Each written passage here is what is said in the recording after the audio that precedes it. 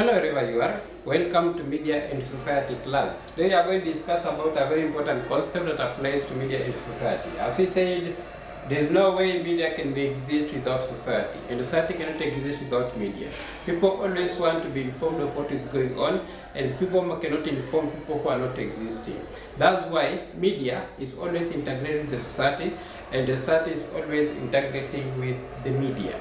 All these two must always exist for them to have a mutual relationship.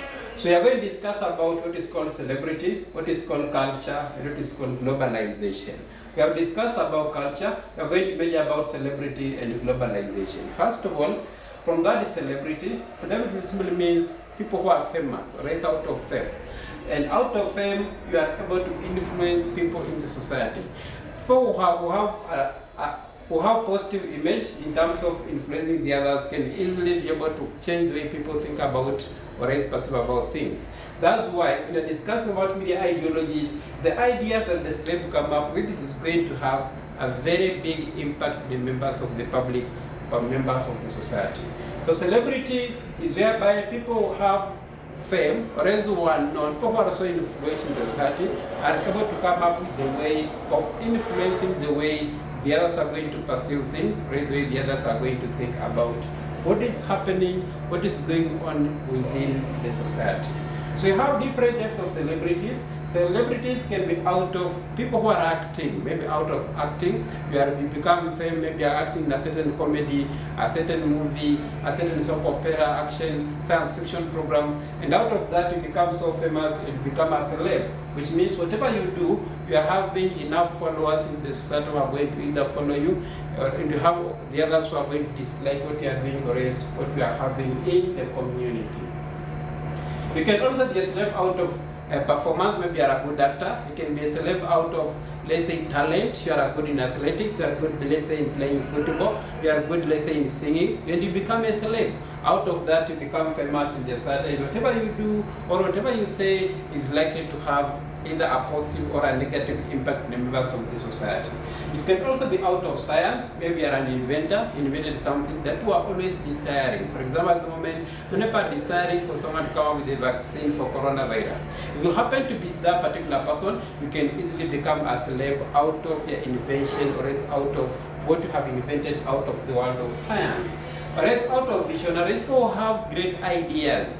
The philosophers, these people came up with these ideas, let's say, to communicate about transport sector, economic sector, social sector, or else even technological sector. These are visionary people who have a lot of impact or else a lot of influence to the members of the society.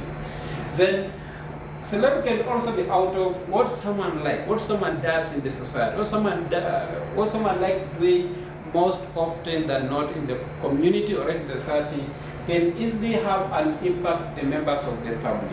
And out of this you become a celeb, and whatever you say can easily affect members of the society. For example, politicians at the moment, many politicians, they like publicity.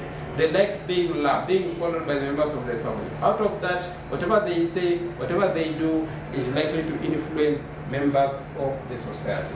Now, we can briefly talk about globalization. What do you mean by globalization? That global.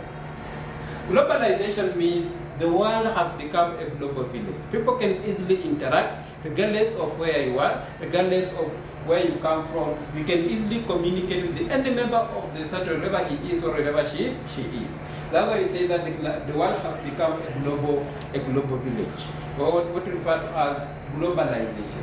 And globalization can be either positive or negative. And we can talk about the advantages of globalization in terms of economic sector, political sector, and social sector. Economically, you'll find that trading has become very easy. If you need a car, for example, from Japan, you don't have to travel to Japan. You can just use e-commerce for you to be able to buy that particular car. It's going to be transported to wherever you are. In terms of trade, many businesses have been conducted online, have online businesses whereby you can easily conduct businesses in terms of e-learning or else e-commerce, and you are able to get any product or service that you need wherever you are.